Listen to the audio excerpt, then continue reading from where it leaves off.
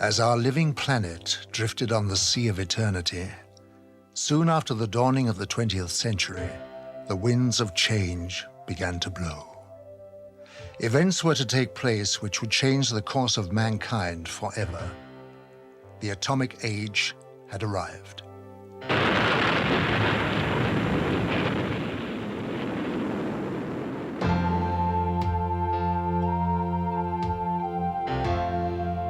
As man detonated weapons of immense power, lights started to appear in the sky in a way that suggested that something was following the course of events.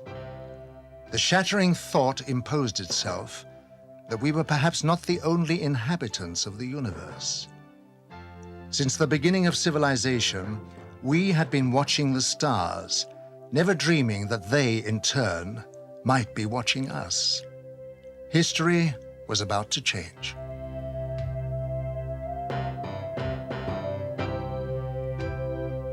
Because these lights appeared suddenly in the sky over Washington on July 20th, 1952, moving from the White House to the Capitol, hundreds of people witnessed the extraordinary event, and it left them stunned. The lights instantly jumped from one position to another. They were also observed by high military officials who knew what the lights were trying to say.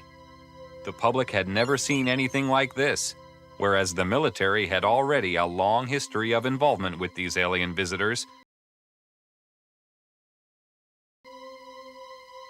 An immediate emergency meeting was called to formulate a plan to divert public attention away from the occurrences. From that day on, it was decided to place the subject under the highest classification of security. Then came the first announcement to mislead the public made by Chief of Air Intelligence, Major General John Sanford. We can say that the recent sightings are in no way connected with any secret development by any agency of the United States. From that day on, the biggest secret of the century began. How did it all start?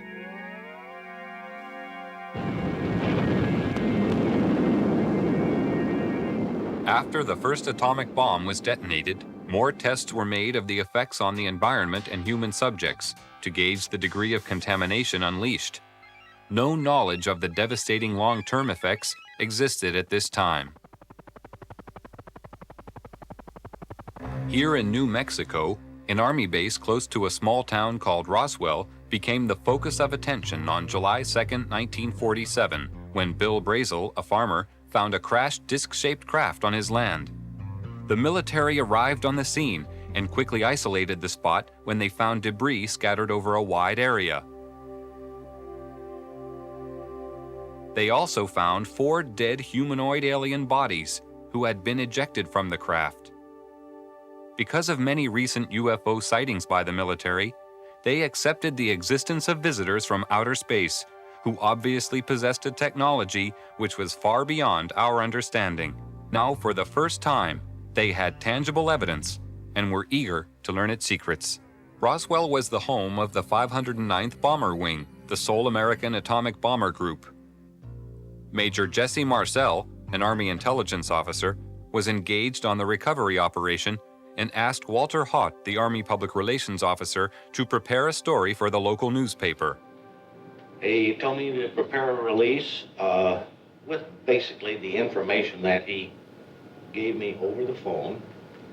When it was done, to take it into community and hand deliver it to the 4 news media we had in Roswell at that time, which is what I did. The story was published in the local paper. The news was also prepared to be aired by the local radio, but Judd Roberts, the radio station manager, was warned not to broadcast it. Sorry. The question that we ran into is the very next morning, some friendly person, probably from Clinton Anderson's office, called us from Washington and said, we understand that you have some information, and we want to assure you that if you release it on this matter, because it's not supposed to be released, it's very possible that your license could be in jeopardy, and so we suggest that you not do it. And he said, when I mean in jeopardy, like maybe 3 days. Preparations were made at Roswell Army Base for the transport of the wreckage. Robert Shirkey witnessed the secret handling of the parts. They came in the front door, straight down the hallway, and right out onto the ramp to climb into the airplane. And these were the people that were carrying parts of the crashed flying saucer at that time, UFO today, that I got to see. And that was the only thing I got to see. And it was very short, very quick. Colonel Blanchard, in order to get out of their way, had backed into the doorway of the ops office. And I stepped up to him and I said, "Colonel, turn sideways. I want to see too." On instructions from the Pentagon, Thomas Jefferson DuBose and General Ramey created a cover story saying the crashed object was a weather balloon. But we used that in order to assuage the curiosity of the press. The wreckage was loaded back onto an aircraft and flown out under cover of great security and secrecy to Wright-Patterson Air Force Base. The pilot kept silent for several years, but informed his wife after the story appeared in a newspaper. I guess now that they're putting in the paper, I can tell you about this. I wanted to tell you for years. He said, "I want you to read this article because it's a true story." And I not only know that it's true, but I'm the pilot who flew the wreckage of the UFO to Dayton, Ohio. Wright-Patterson Air Force Base was considered the most technologically advanced research center in the United States. The wreckage of the Roswell crash was dismantled for analysis. The matter was considered of such importance that the orders came directly from President Truman. Under the cover of the CIA, Truman created a group called Majestic 12 for dealing with and covering up all information about UFOs. President Truman gave the task of handling UFOs only to the highest-ranking generals. After the Roswell crash, a special group of scientists was formed and facilities built to be prepared to deal with any further UFO crashes which would occur. Wendell Stevens was a lieutenant colonel in technical intelligence in the U.S. Air Force and is now a UFO investigator. Now having an extraterrestrial vehicle and some bodies in their hands, didn't know when the next one would come down, where they came from, what they were going to do about it. There were a lot of unanswered questions. And the United States was in a turmoil at the time administratively because we were shifting from a war economy and a military-industrial command structure to a civilian structure. So the military was still dominant, and they wanted to keep control of this until they knew what was happening. So they created, and remember, General Marshall was our Secretary of State at the time. He was a five-star general. These people selected certain representatives from the military-industrial complex that they controlled, generals and admirals and certain scientists that worked with the military and worked with industrial planning. These men were designated as a task force to take charge of any event that followed. And one did. Almost a year later, on the 25th of March of 1978, the next one came down, 1948, the next one did crash, and it came down under observation by radar so that we knew where it landed at the time that it struck the ground, and a helicopter was over it in less than an hour. It reported what it observed, and the plan generated by these people from the military-industrial complex after the Roswell crash was immediately put into place. All of the generals and admirals and advisors and scientists were contacted and ordered to proceed to a base in Colorado, where they were picked up and driven to the crash site. Now, all of these men have gone to the scene to see for themselves what an alien vehicle looks like, and they were going to advise General Marshall directly, who was controlling everything from remote position from telephones, on how to proceed.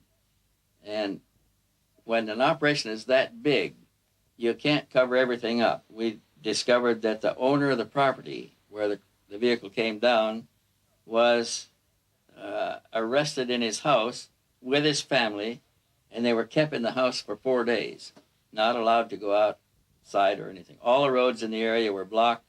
All access was closed. People that lived close enough to know something about it were kept in their houses. Now, if it never happened, then this evidence wouldn't exist. But now we are finding solid evidence that something strange did happen and that these events actually took place. Then we found people who observed the recovery of the craft from a distance, that saw the task force moving across off roads over country to a secure military facility at Los Alamos. And with these leads, we were able to turn up other witnesses, all of whom had been sworn to secrecy by their superiors at the time they participated in these events. And only a few of them would talk to us, and only on condition that they not be identified because of their vulnerability. What happens in a case of violation of security oaths of this nature, they could lose all pay and allowances due or ever to become due. They could be imprisoned. They could be fined a lot of things that none of them could stand. Through Secretary of State General Marshall, the security of the UFO situation was intensified. A closer relationship developed between the military and Majestic 12. As time passed, the power of Majestic 12 grew stronger. Virgil Armstrong was an intelligence officer with the CIA and worked with highly classified assignments.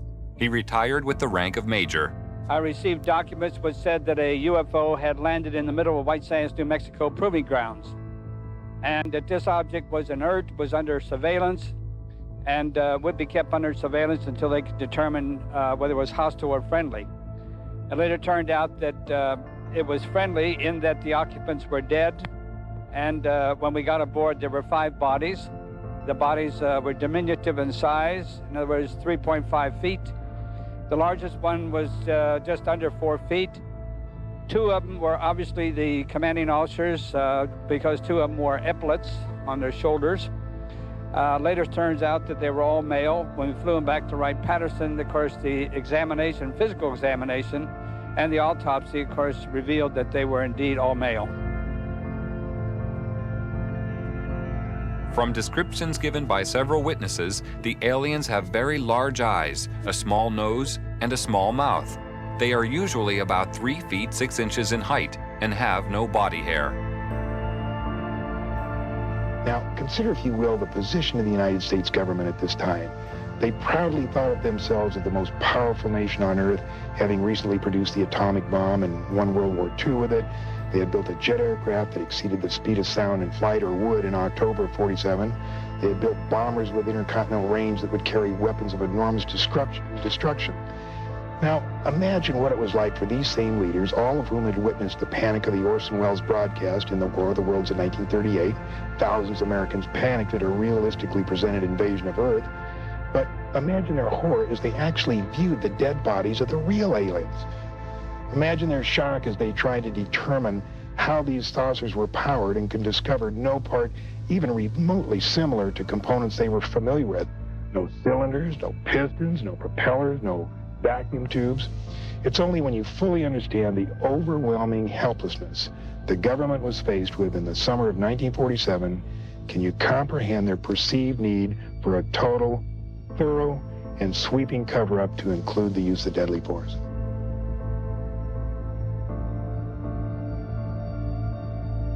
Increasing numbers of civilian witnesses reported seeing UFOs between 1945 and 1950.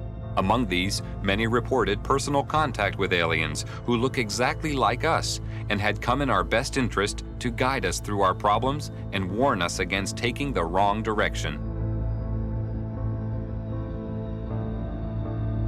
Many of our race already exist on your planet, living and working among you for the purpose of giving advice and guidance to a limited number of individuals. The people contacted know we are among you, and have been chosen because of their awareness and understanding of the higher cosmic laws. Your society is not yet ready to be made aware of our presence, but as your evolution progresses, we will reveal ourselves. Your authorities persist in trying to entrap our kind with the purpose of obtaining knowledge for aggressive means. This cannot be permitted to occur, and is the main reason for our secrecy.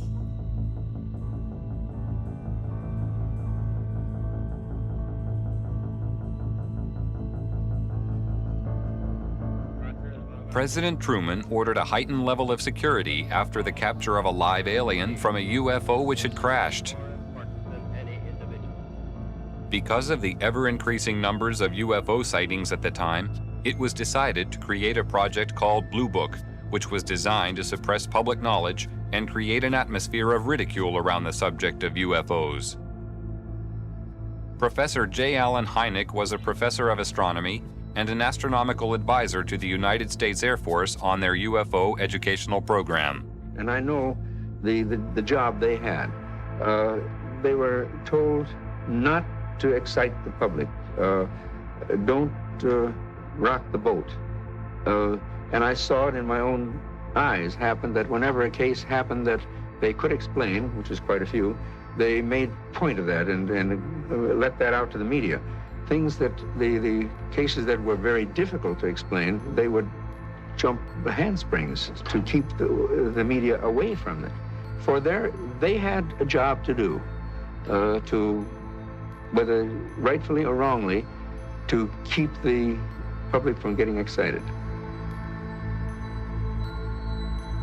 A live alien was captured in 1948 after a UFO crashed in America. He refused to communicate for 1 year and was given the name EBE, or Extraterrestrial Biological Entity. He later began to communicate and gave details of his home planet. EBE had a large crystal which he linked to his mind telepathically and was able to communicate with his own race. He was also able to see into the past and future and perform many other amazing feats. He told of believing in the universe as the supreme being and stated that his race lived in harmony without wars and had nearly eliminated all diseases. He said they lived to approximately 800 years of age and that their technology was far in advance of ours. The authorities were amazed by the things they were shown through the crystal. EBE was able to communicate with huge spaceships which were holding orbital positions thousands of miles from the Earth. He told them that their crafts were capable of reaching areas in the universe beyond our imagination, and that they were operated by thought control coupled to biological computers, and consequently did not have any control systems as we understood them. He talked about his planet and how their technology had created a system where everything was self-functional and did not require a workforce to operate it, and that everything was monitored from a central control system. He said that technicians were present there. He said their power source was eternal energy from the cosmos. He told them that his race didn't have a government like Earth, but a society governed by wise elders who sat in council to make decisions of policy. They did not have a monetary system because the needs of the people were catered for by the Federation, which made them all equal. At the request of the aliens, a meeting was arranged with President Eisenhower in 1954. It took place amid tight security at a secret location.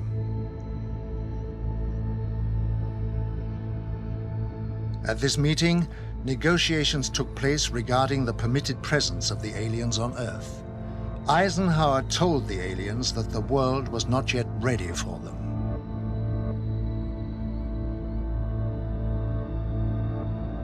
Eisenhower witnessed an alien demonstration of technology and power at Muroc Dry Lake, which is now called Edwards Air Force Base. I believe we made a deal, and the deal was that in exchange for super technology, super weapons technology, we would agree to ignore the abductions that were going on. He made it more military-oriented than, say, a civilian president would have. And it's this, I think, that has let his actions let the real power of the executive office slip through the hands of the president into MJ-12. The President of the United States does not have a high enough clearance to know the whole thing. And it's interesting to note that above top secret, there's 38 levels of clearances. Eisenhower's the last president to have a full briefing on the alien problem.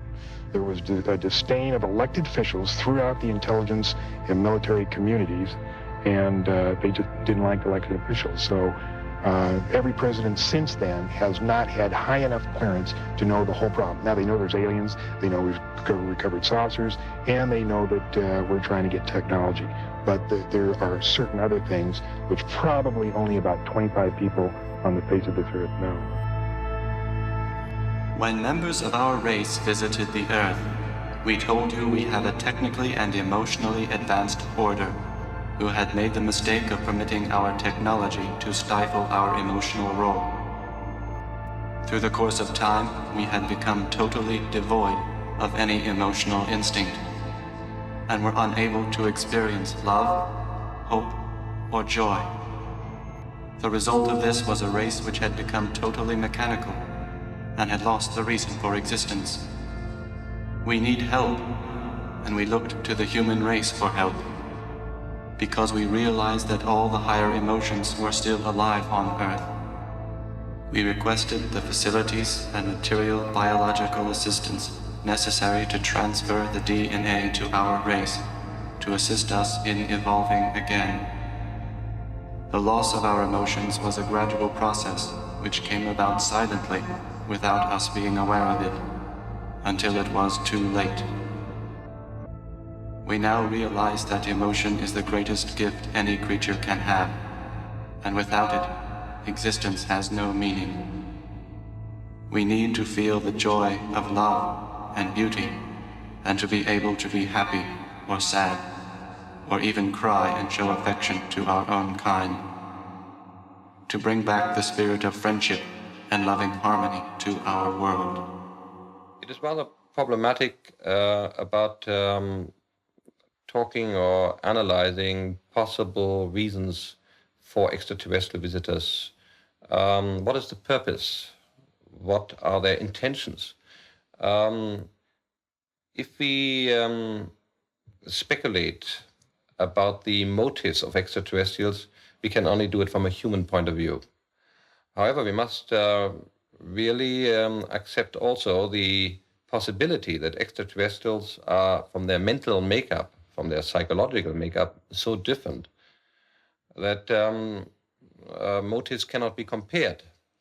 They may be completely unemotional in investigating human civilization. They may have no emotions like pity. They may have no emotions like happiness. So the speculation is difficult.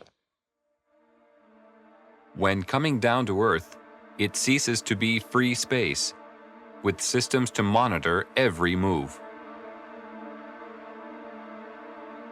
I happened to see flying saucer on several occasions on the radar.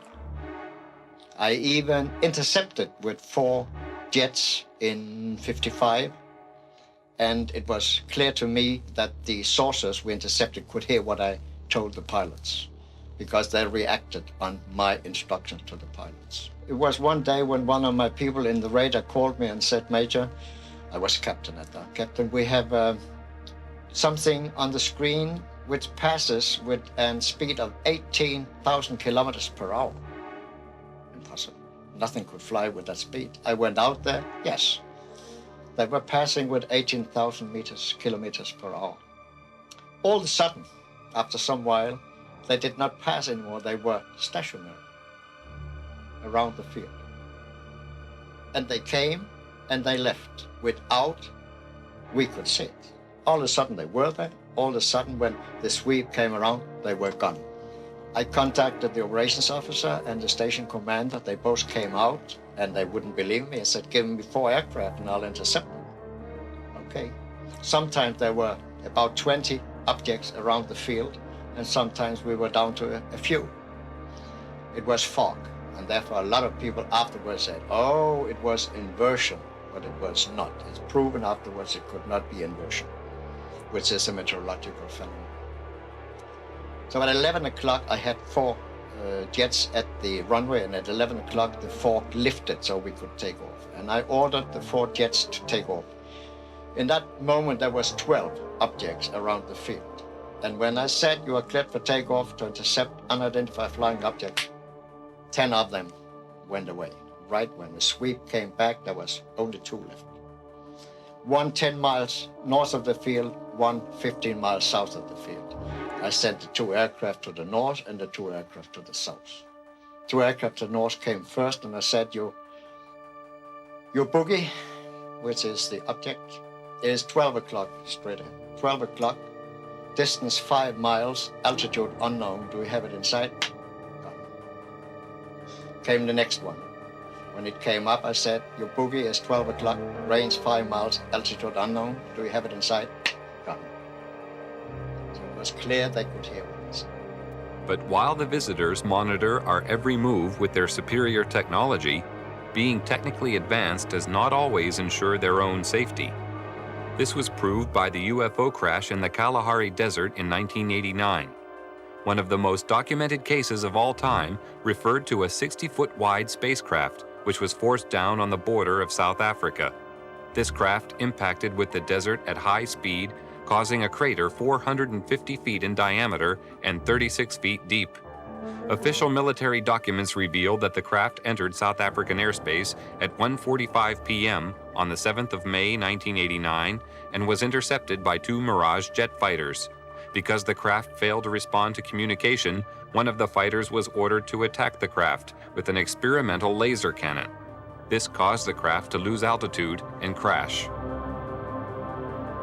After the craft was retrieved, it was removed to a secret Air Force base. And on arrival at this base, it was found a door had partially opened in the side of the craft. Hydraulic pumping gear was brought to the scene, and the door was forced open. When this was done, 2 aliens staggered out of the craft, and it was found that one appeared to be seriously injured.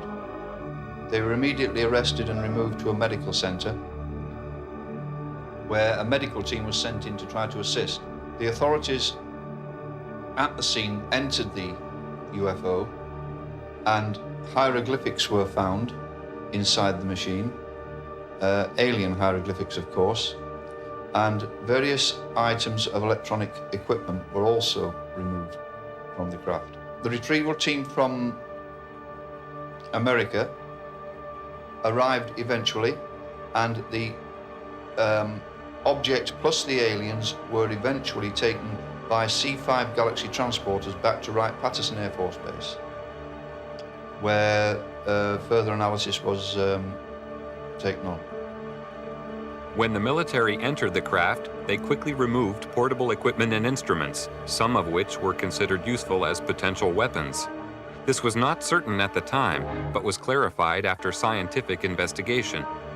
Also found aboard the craft were a series of hieroglyphics, which indicated that the aliens had a written form of communication. The writing gave the impression of an alien alphabet, but it is not known if any of the scientists present were able to understand its meaning. Data found on the craft were stored on a system of silicone slides. It was obvious to everybody at the site that they were dealing with a very advanced technology, including the propulsion system. As more and more alien technology comes into the possession of our scientists, more understanding is being gained about the physics involved in producing propulsion systems capable of taking man deep into space. The American Naval Deep Space Command, who also call themselves the Guardians of the High Frontier, are responsible for the location and identification of all objects in space around Earth. It's their claim that they can track and identify an object as small as a football at a distance of 30,000 miles. They refer to unrecognized tracks as unidentified orbiting objects and have been known to locate up to 6,000 of these in a 3-month period. Their area of responsibility lies outside the Earth's atmosphere. Below this level, the monitoring of the sky is taken over by NORAD, which is the North American Air Defense Network. Larger radio telescopes are on station throughout the world. They can scan the heavens to distances of hundreds of light years. This network of space surveillance ensures that any object heading towards the Earth can be tracked from a vast distance. As an object approaches, it is monitored throughout its journey. If any object should land or crash on Earth, the contact point is known immediately, and quick response teams swiftly arrive on the scene. This network was created after the Roswell incident, and since that time has developed into a sophisticated search and retrieval operation. Quick response teams are located in strategic positions throughout the world. Once there, they isolate the area and ensure that the public is kept unaware of sensitive incidents. All over in NATO, they are interested. It's generals and colonels. The Americans are interested, the English are interested. Everybody knows about it. I was one in Wiesbaden with one of the squadrons down there, and I worked with a colonel. And one afternoon, I was going to nearby town, I don't remember the name. And I went to the office in civil clothes to pick up something, and he was sitting there. Hey, Major, he said, where are you going? I'm going to city. What is that? He pointed. I had my badge here with a flying saucer on my blue jacket. I said, what? That, damn it, that. He said, nothing. It's a flying saucer. I said, it couldn't be. You Americans have proven they don't exist. Shut up, he said. I took the telephone ring. Jack, Pete, come on now. And in a sudden, we had 5 officers and himself. And we talked for 3 hours, and they knew exactly as much as I did. So everybody knows about it. And it is not illegal, and you are not disliked. I have talked with generals for hours, not on my purpose. They asked me to talk with them about it. They have received my magazine, UFO Contact, for years. So they are interested, but since the public opinion is secrecy, they can't go any further. Although many years have passed since the beginning of the UFO era, the veil of secrecy has remained to keep the public uninformed. Despite the suppression of information, millions of people throughout the world are still seeing and reporting the presence of UFOs in our airspace. And many more millions are now firm believers in the presence of extraterrestrial flying machines. They know that UFOs exist. I think what has happened over the years, the government has lied so much that they have painted themselves into a corner, and it's almost impossible for them to tell the truth today. The biggest secret in the history of mankind, and the government is not going to let this out. There is no way to get anything out under the Freedom of Information Act. In Russia, the subject of UFOs is now out in the open. Marina Popovich is a retired Russian cosmonaut and fighter pilot. During her military career, she was twice awarded her country's highest military order, Hero of the Soviet Union. She is now one of Russia's leading UFO researchers. 10 years ago, people only made jokes about this subject. Now the attitude to UFOs is very positive.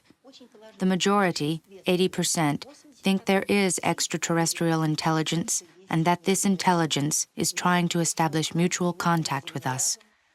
Now cosmonauts and pilots are more willing to report their contacts with UFOs when they have taken place. Unlike the rest of the world, the Soviet Union has an openness about the subject of UFOs. They even have a monthly television program devoted entirely to it. In the near future, university courses will also be available to study the subject. Several Soviet generals have already stated that there is no question as to what UFOs are. We know they are alien spacecraft. But at the Center for UFO Studies, we have a computerized data bank that now has more than 75,000 UFO reports on it. And what is even more interesting, they come from, by latest count, from 133 countries. When you start reeling off the countries, it sounds like a roll call at the United Nations. And even more interesting, and the just numbers themselves don't mean so much. But the thing that finally convinced me that we were not dealing with nonsense is basically the caliber of the witnesses.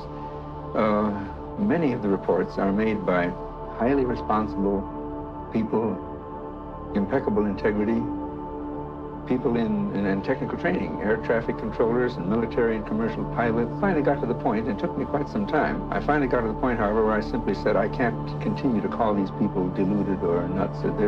They are seeing something. Something is real. The late J. Allen Hynek was an astronomer, just like I am. His background and mine are very similar. He was for many years a professor of astronomy, and so was I. And what Hynek said was, UFO research is leading us kicking and screaming into the science of the 21st century. Like Hynek, I sought to debunk the reality of UFO phenomena, and like him, discovered just the opposite. Technology has advanced rapidly over the past 50 years for all the world to see. But in secret locations, amid tight security, the true advance of technology is hidden from public knowledge. From one such location came the stealth bomber. This futuristic aircraft is the only type known which has the ability to fly into radar-protected areas unobserved, almost without sound, to perform whatever task is necessary. The technology used in the production of the aircraft is a giant leap forward from conventional technology, and the question has to be asked, where did it come from? At one super-secret US government test facility situated in the Nevada desert, strange glowing lights are regularly seen performing aerobatic displays which are far beyond the capability of our known aircraft. They seem to be intelligently controlled. Can this be yet another example of some secret, very advanced technology? Or are the authorities hiding some exotic foreign contrivance? Here at Area 51, also known as Dreamland, is the most highly protected and secret facility in the whole of the United States.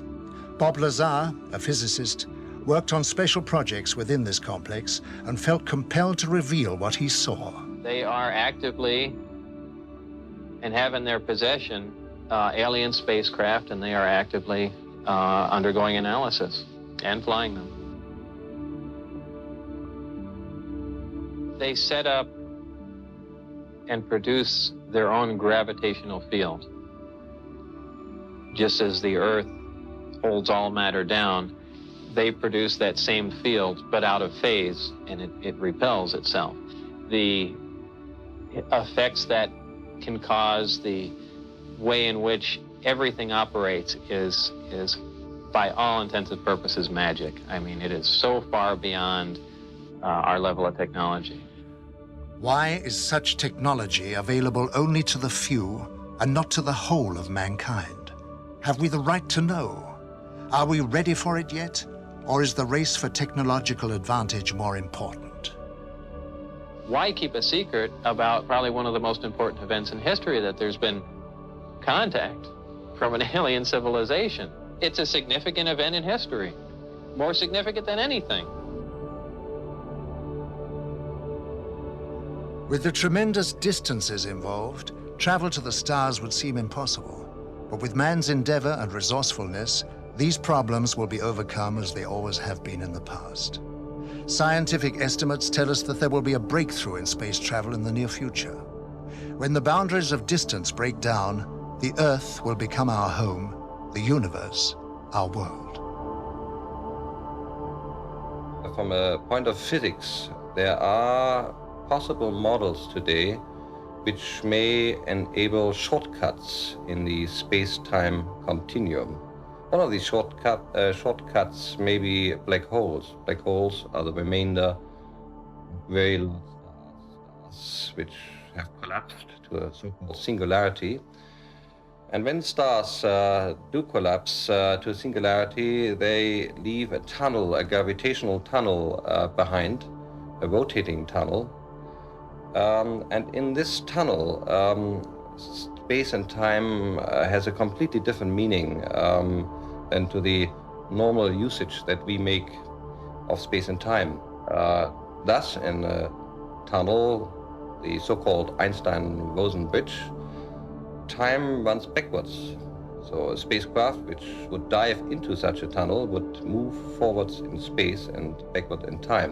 When we talk about hyperspaces and opening up the number of dimensions, and if we were to build a vehicle, if our science has progressed to this point, our technology, the applied science, if we develop a vehicle that is capable of doing that, traveling across the universe is not traveling through one space. It's flipping into these other spaces where the other one is only a short space away, a few inches away. And so you're talking about flipping rather than going like an arrow through a space-time or a bullet. You simply flip and flip back, and there you are. And so with the control of flipping, you could flip from here, and then you could flip up into the third or fourth dimension higher than this 3. And you could flip back into this dimension, this space-time, only you could flip several galaxies away. You could jump between galaxies.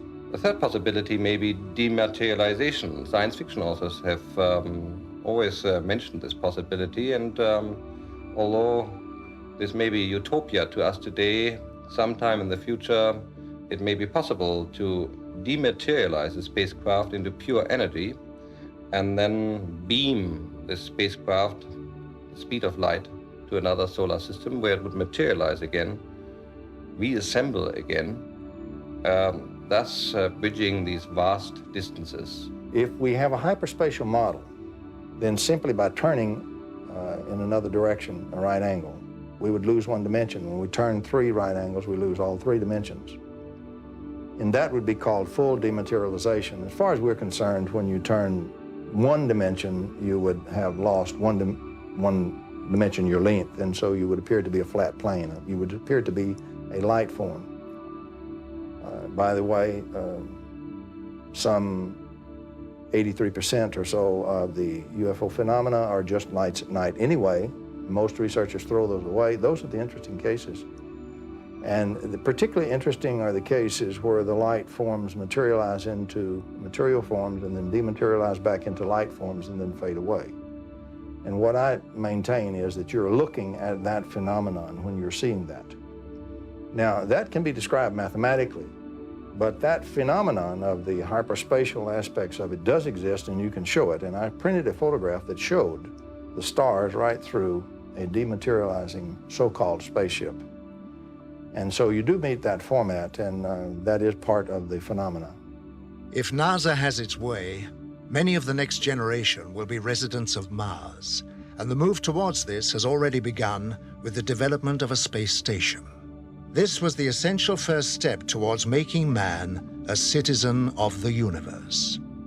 What is really the long-range purpose of the space station? And we have worked on that question for a long time in NASA. We have started in the early 60s under the guidance of Dr. Werner von Braun and others to look at long-range goals beyond the moon, beyond Mars even.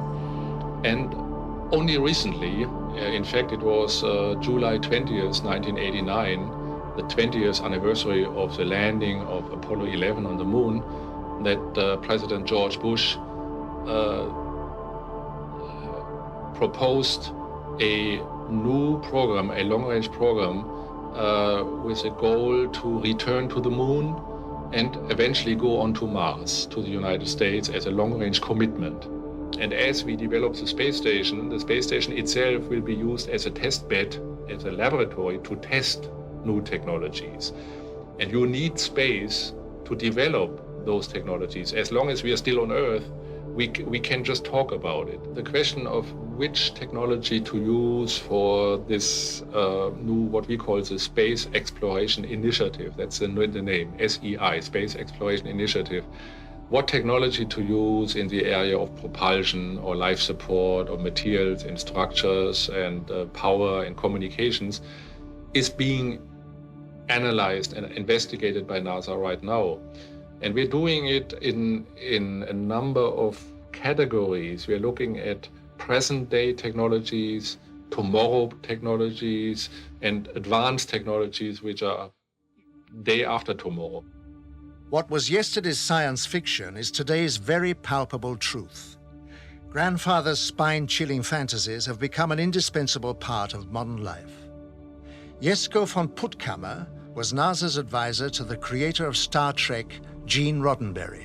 You know, the reason I worked with Gene Roddenberry was because he wanted us to help him portray a future 200 years from now as we would like it to be. Very positive, technology having become our friend instead of our enemy, technology as a partner of humans. And of course, the story itself of this machine, Voyager or V'ger, looking for its maker, its creator, which is really a metaphor of humans looking for their God. And it's a God-seeker story. And so he wanted NASA to show that the technology which the movie and his TV series depicts is accurate, that the physics is accurate, that the mathematics is accurate, that the astronomy is accurate. The propulsion system of the Star Trek consists of two major elements. One is the energy source, just to provide energy, which is the antimatter system. That makes sense, that could be done. But the propulsion itself, to push the ship, it's called a warp drive, and that has to do with changing space itself and flying faster than the speed of light. We know what antimatter is, and that when you have antimatter and real matter and it comes together, you get a tremendous explosion, you get tremendous energy, E equal mc square, as Einstein said. And so this is the most powerful reaction you get in the universe, therefore the Starship Enterprise uses it. So there are a number of models which are feasible for interstellar or even intergalactic travel. Nevertheless, we must be clear about one point. There may be so many possibilities we can't even think of. So at the moment we have theoretical models, but a highly advanced civilization, another solar system, much older than we are, may have discovered fantastic ways of traveling among the stars. And for them, it may be like traveling from London to New York, traveling from Epsilon Eridani to the solar system.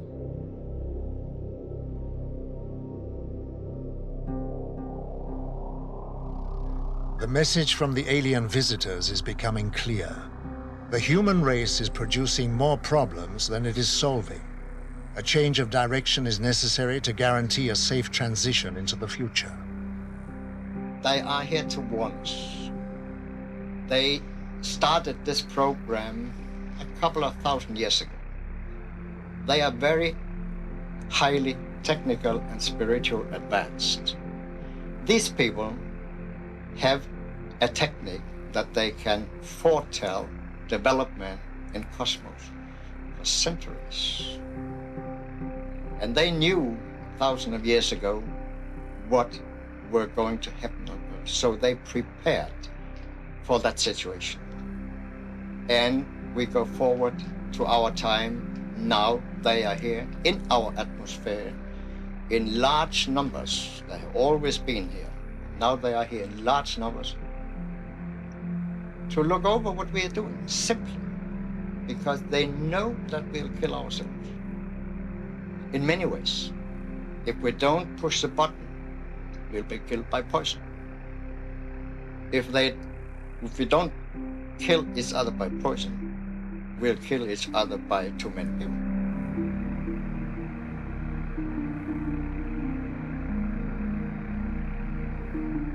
Energy is the lifeblood of civilized society, but it's also a tool that has to be controlled.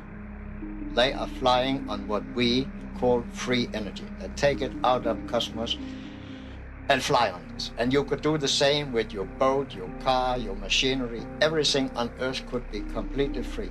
Do you think that the oil companies and the coal companies and the atomic and so on and so forth would accept? Never. Despite our problems, we have gained a new conception of cosmic energy. It turns out the universe is filled with energy, mind-boggling amounts of energy. As we like to point out, 1 cubic centimeter of vacuum, according to modern physics, can be calculated to have energy that can produce more mass than is in the observable universe. There's plenty of energy in the pure raw vacuum. We need to find a little process to get just a little bit of that, even the most inefficient process imaginable. 10 to the minus 80th, for example, is a great efficiency for this, and we can do that. The point is, we do not live in a closed system. That's the old physics. The new physics, since quantum mechanics, the vacuum is a source of energy, but it's a peculiar kind of energy. Let me explain the peculiar kind. When a bird flies in and sits on a power line, he sits on a very high potential. But between his 2 feet, he has no potential difference, no voltage.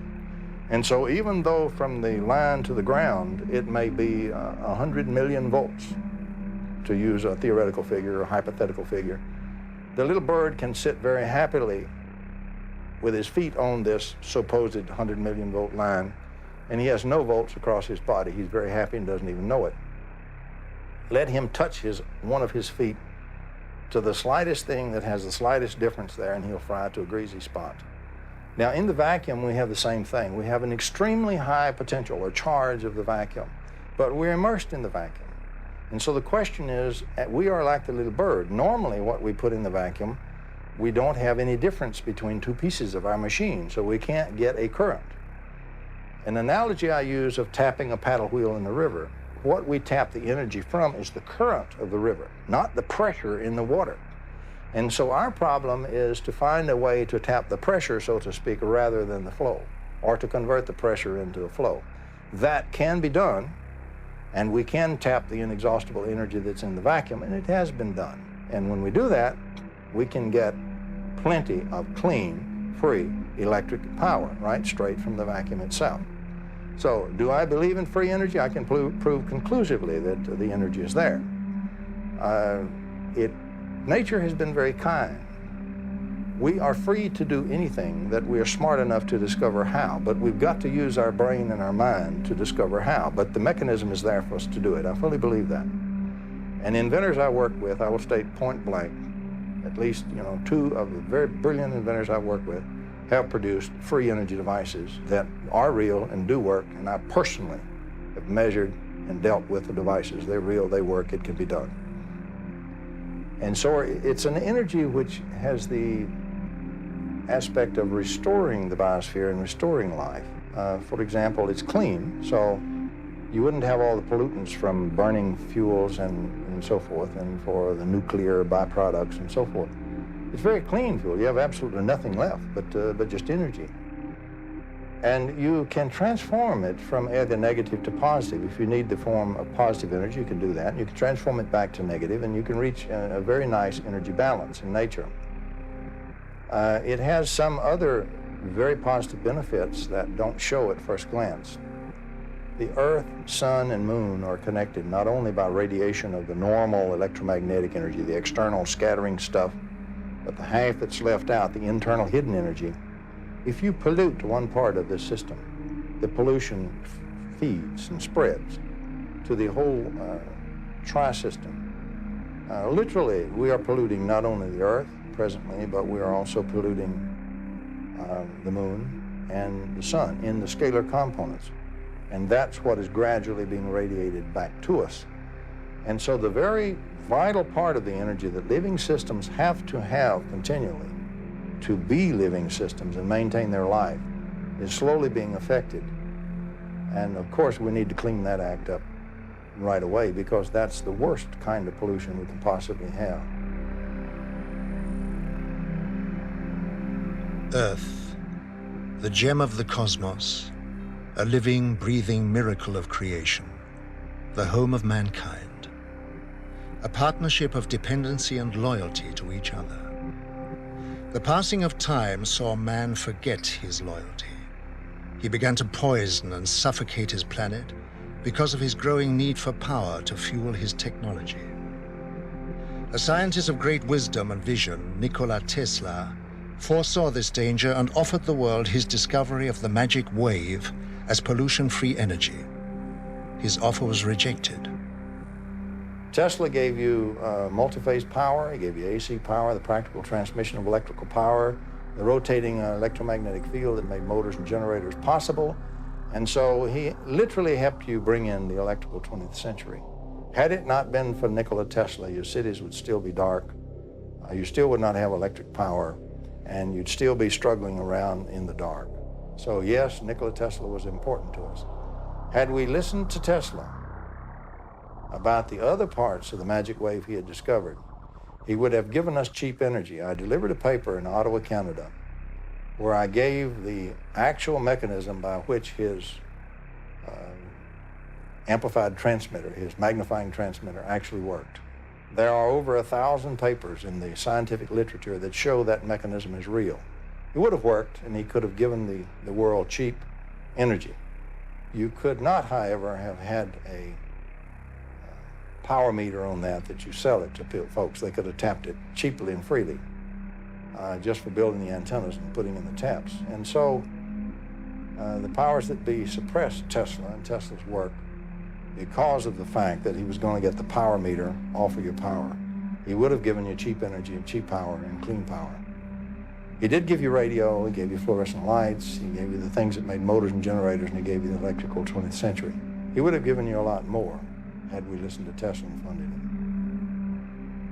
Tesla's advanced knowledge of the laws of electricity and magnetism, combined with his ability to put them into practice, gave him foresight into the next generation of electronics with regard to light and its structure.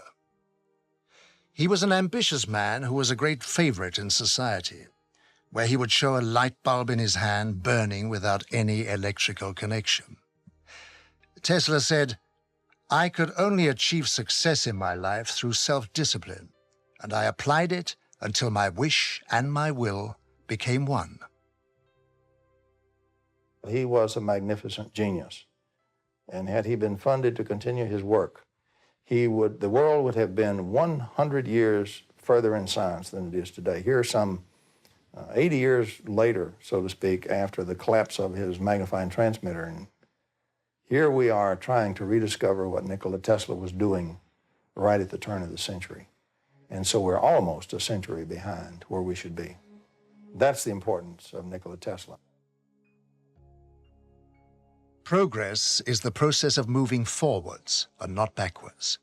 It is a combination of achievement and forward vision, which serves its creator without fear of unforeseen consequences.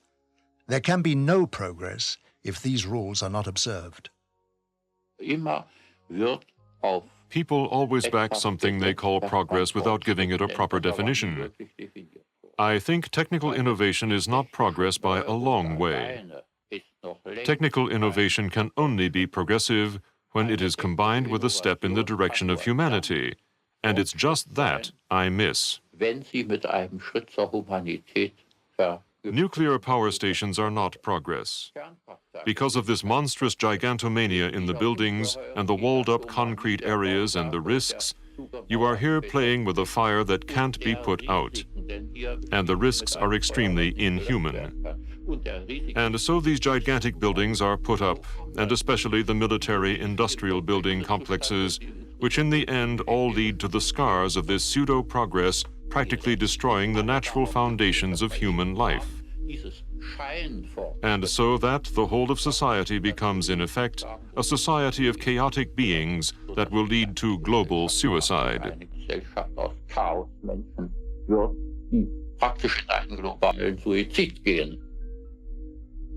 Real progress is being made in a laboratory in Canada. Here, the full significance of the physical laws of light and space have become clear to John Hutchison, and he is utilizing this knowledge to produce cause and effect experiments which lead to an understanding of the harmony of nature. Science, in harmony with the laws of nature for the good of mankind, will hold great values in many fields and would advance its course beyond our present comprehension. John Hutchison has been working in the areas of electromagnetic forces and the changes in the molecular structure of materials for many years. He has in this time achieved a breakthrough in anti-gravity knowledge, providing spectacular examples of heavy objects flying through the air without any visible signs of propulsion. He has also made amazing discoveries concerning the alteration of compositions of materials by subjecting them to a form of electromagnetic bombardment. We're looking at something which you know shouldn't be happening. The result of these experiments showed in graphic detail metal heating to a near-liquid state without heat. Hard metals would turn into soft, rubbery objects, proving that any substance could change its form if the science involved was understood.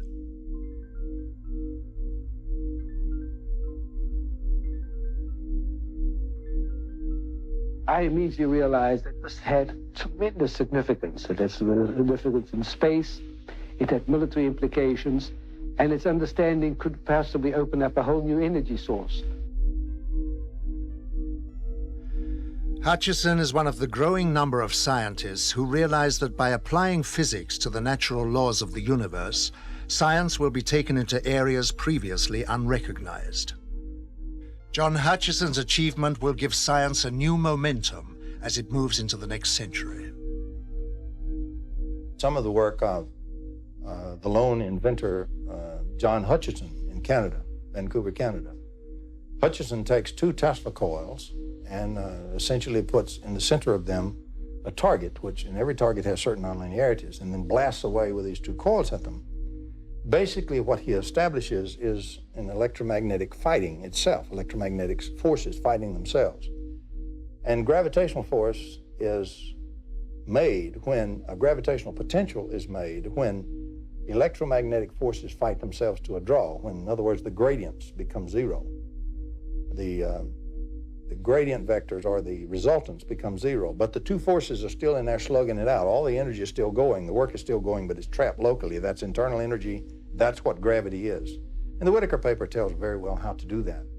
So when John got things just right, he didn't have control of it, absolute control, but he bored in there with persistence, and when he got things just right to get the forces to fight to a draw, and there was the right nonlinearity in the target, he would have levitation of things even 64 pounds. He would also, another thing you do with such a thing is you cause the magnetostatic potential to change a vacuum. In other words, that's pole, an unfortunate name in magnetism. But in other words, it causes deposits of monopoles inside materials such as metals. And you'll literally have the monopoles repel each other, and you'll have the explosive separation of metals into all kinds of grains and structures according to the waves in the Tesla coils that you're bombarding it with. And so he produced magnificent breaks, Hutchison did, in metals and splits as if it were Venetian blinds. And another thing it does, since this stuff comes from the nucleus out, it doesn't go through the electron shells. Its medium is the nuclei. What you have then is you have changes in the atomic nuclei, which result in lattice changes. You have the production of alloys, which cannot be made in this world with normal processes. And some of those alloys appeared in John Hutchison's work as a result of that kind of bombardment. Another thing you have is once charged with scalar radiation, the nuclei then continue to discharge over a long period of time. And so the material continues to change, alloy form and so forth, over a period of even a year. And you had those changes occur in his work also. He was reproducing, and has been reproducing, some of the work of Nikola Tesla, and even some of it going further. But that's what he's doing. What he's doing is real. And unfortunately, most people regard John Hutchison as being a little bit off and not really understanding electromagnetics and not really understanding a Tesla coil. Nothing could be further than the truth. He's doing the real electromagnetics. He's doing the kind of electromagnetics they don't know anything about. He's doing electrogravitation and real Tesla work. The technology that we are aware of is quite staggering anyway. But then there is also the technology which the governments are putting together, which we don't know about, and they've obviously got their own reasons for their secrets. But if we had any comprehension of how advanced this technology was, then I think people would then begin to realize that even our own people are far more advanced than they would believe. And once they can realize how wrong they were in this direction, then they can start to wonder, well, if we are as advanced as this and we'd no idea of this, is it not feasible that there is something out there which is more advanced than this? And perhaps all the technologies which are being put together at this moment in time are catching up on our alien friends, which I very, very much doubt. But I'm sure that is the reason this technology is being put together. You've got to realise that things are not always as they seem. And once we can get out of this thinking, out of this box we're in, that there is something more than what we are being taught, what we have learnt. There are things outside the scope of this. Then I think you'll begin to see the potential for people from out there visiting us. And not just now, not newly visiting us, but have been visiting us for hundreds of years. Our presence within your solar system is to observe the evolutionary progress and environmental changes occurring not only to your planet, but to its people. Using a special observational technique enables us to foresee potential difficulties which may arise, and if necessary, give you advice on the course of action you need to overcome it. To achieve these aims, we employ the use of many types of monitoring equipment, each with the responsibility for a different area of scientific investigation. Our use of telemeter discs of all sizes as remote-controlled sophisticated recording and analyzing vehicles is one of the many types of drones. We observe every aspect of your world and its inhabitants, from the environmental changes and pollution levels to the microbiological disease potential of mankind. Our techniques also enable us to record and analyze thought patterns, and therefore anticipate man's course of action before it is taken. There is nothing about your world and its people we are not aware of. The truth about UFOs may be painful for us to face, and this might provide a continuing rationale for the government to maintain secrecy. But the truth will and must be known eventually. Continuing our denials and fears, in my opinion, are only adding to the problem. We are all in this together. In a time of opening relationships with the Soviet Union, we have the potential for radically demilitarizing our foreign policy, reallocating those resources toward preserving our planet and opening ourselves to the global village.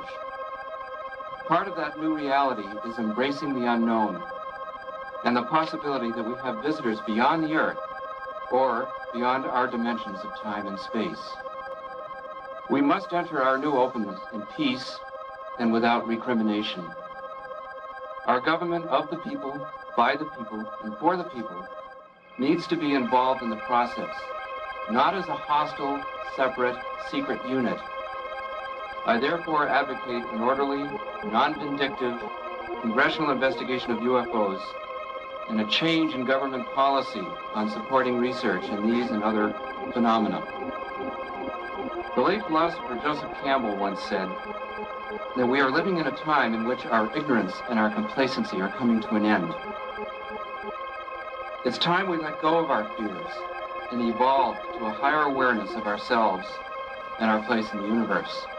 Maybe the cover-up was in our best interest, maybe not. Maybe the government underestimated the intelligence of the people. Again, the truth is still the truth, and nothing can change that. Not the military, not the government, and not me. However, in the last few years, there is an evolution in the whole extraterrestrial problem. An evolution so far that the sightings and the encounters become more concrete. We accumulate more and more cases where we get more and more information. More information is released by the governments. We know now that there was a cover-up for so many years. We have always speculated about this cover-up. Now we have proofs. We know that the secret services, not only in the United States but in other countries, have really fooled the public. And very likely extraterrestrial visitors know about this plot. And it is not surprising that in the last years more concrete information is released. Probably this may be a preparation for official contact. Perhaps it's in the interest of extraterrestrials to establish contact because humankind is in a very difficult position. This does not imply that we must depend on extraterrestrials to save our planets. We have to do it ourselves. But nevertheless, we are in a phase where we possibly take the next evolutionary step, a step that is so important because it will decide whether we will survive or simply vanish. I oscillate between pessimism and optimism. I mean, there's every reason to be pessimistic about the future. I mean, every sign of disaster is coming upon us ecologically, population explosion. You know, there's so many reasons why the present system can't continue. So the real question is whether humanity becomes extinct, civilization collapses, whether that happens, or whether somehow we go through a crisis and emerge into some new relationship with each other and with the natural world and with the spirit that lies behind the natural world and works within it. And I'm an optimist, so I hope that sooner or later we'll arrive at this new state of harmony. But I don't think we'll arrive at it just by waking up one morning and finding it's happened. I think that we'll have to go through a crisis first.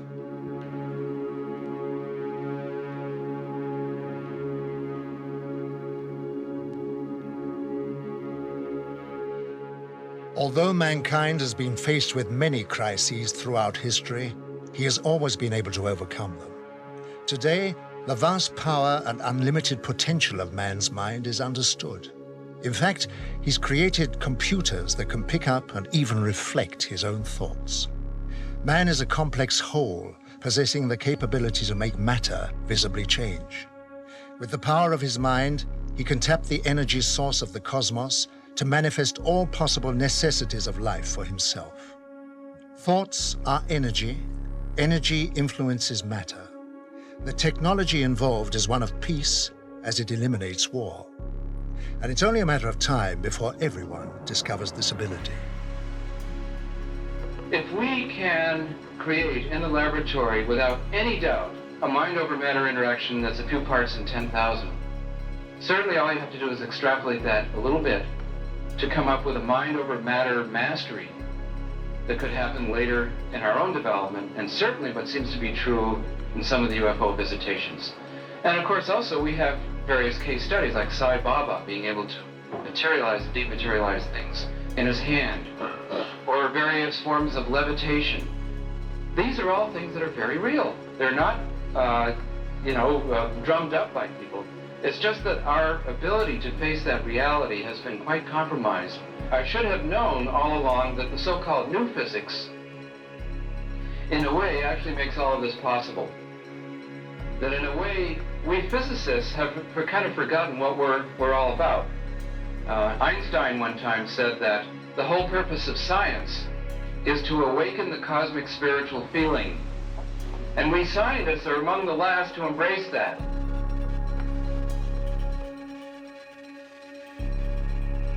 The cosmos is the energy and lifeblood of all things. Man is part of this energy and therefore holds the potential to achieve literally anything. Science is in the early stages of attuning to this enormous reservoir of knowledge, where anything is possible. Our comprehension of such things is limited only by the painful realization of change. The idea of a living cosmos is such a new concept that we have not accorded it its rightful place. Contrary to the popular view, it can be shown and conclusively proved that that has an internal structure of incredible order and beautiful order. It's filled with electromagnetic waves going in bidirections. Pick a frequency, there's a wave going in one direction and a wave in the other direction. The wave that's going backwards is an anti-wave. It's a time-reversed wave. And the vacuum is structured, this potential, a vacuum is just potential is all it is. this potential is filled with a harmonic series of these waves. And so it structures spatially by bidirectional wave sets, and it structures vertically in terms of harmonics. Now, if you then invoke this structure, and you do that with a nonlinear material, and you put in one wave in the nonlinear material, that material will take from the vacuum that excess structure because it turns everything into a potential, and it will put out multiple frequencies and harmonics. That's what nonlinear materials do. Interestingly enough, if you take time-reversed waves and put in those harmonics, when they back up through, they will restore one wave. You can gather the energy and collect it and integrate it together and produce a single thing of much greater energy and lower frequency. And so what you have is the vacuum structures in frequency and spatially, and the connection are waves. And by the way, these waves do not have to move at the speed of light. They can have much greater velocity. Now, the importance of Whittaker's work is that he showed that if you were to take sets of waves that you made on the bench, you made a wave and its anti-wave, and you made the harmonic and its anti-harmonic, you'd have to have at least one interval. In music, we would call that an octave, from C to the next C, for example.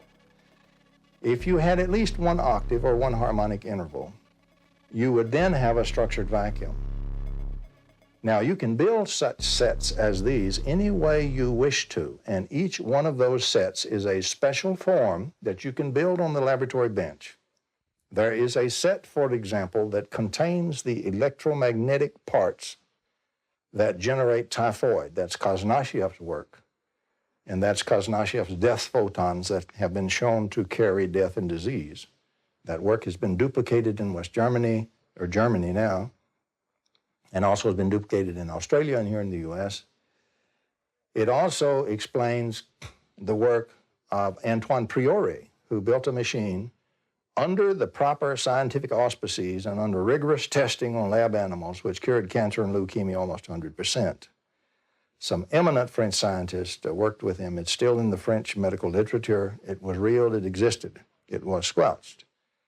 But what I'm saying is, if you use the Whittaker approach, you can now, for the first time, understand how Priori's device worked, because that's what it did. And he used a rotating plasma to make his phase conjugates. We didn't even know about the phase conjugate in those days. Today, we know that one of the things plasmas do under the right circumstances is phase conjugate, or time reverse. And he showed that you can cure cancer, leukemia. You could just as easily set a pattern that would cure AIDS. He showed you could clean out clogged arteries. You could change the immune system, increase the immune system, bring it back up, which would be very valuable to AIDS patients, for example. For every disease, there is a pattern which causes the disease in this structure. For the cure to every disease, you simply take its pattern and time reverse it, and you get the precise electromagnetic antidote. You then put that inside a potential, as Whittaker showed how to do, and you treat the body with that, which is like very, like normal electromagnetic radiation. It's not ionizing radiation. It's not nuclear radiation. Expose them to a rippling magnetic field, for example, with these embedded in the field, and you cure the disease. And that's the kind of medical treatment we ought to have, not this cut them and burn them and poison them type thing that we have now, and many of them are still dying with cancer and leukemia and AIDS. It would take about 3 years. It would take a team of about 30-something people, facilities and so forth, in about 3 years, about $20 million a year to deliver the ability to do that kind of electromagnetic treatment. Yes, our knowledge grows rapidly in almost every discipline. Conservative scientists in the past, or if you like, futurologists, have always been too cautious, too conservative in their estimates.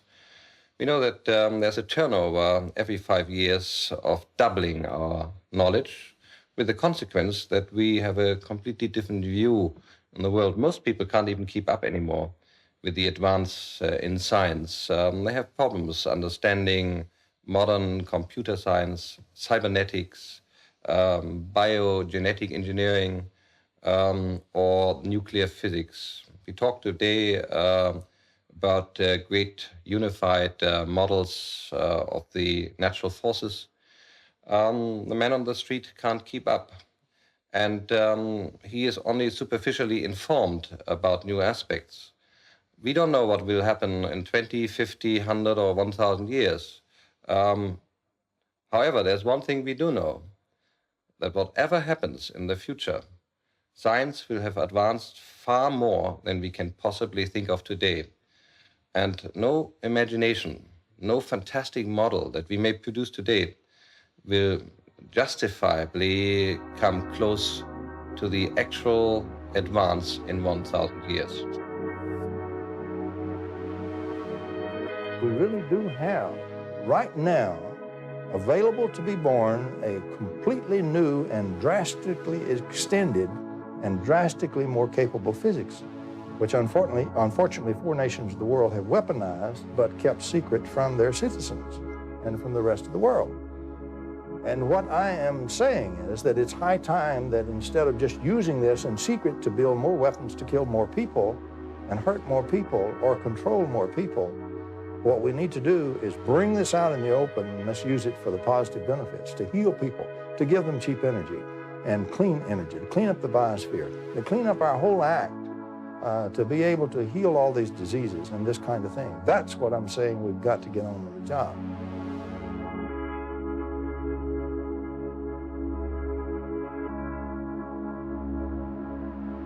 Life on your Earth is dependent on new sciences and technology to achieve advancement. When your governments were first introduced to our advanced technology, their reactions were horrendous. Because the motive to gain power and control people was foremost in their mind, the technology was suppressed from the world. Technology should be made to work for the good of all, and placed in the hands of people of understanding who care and can control it towards a free world.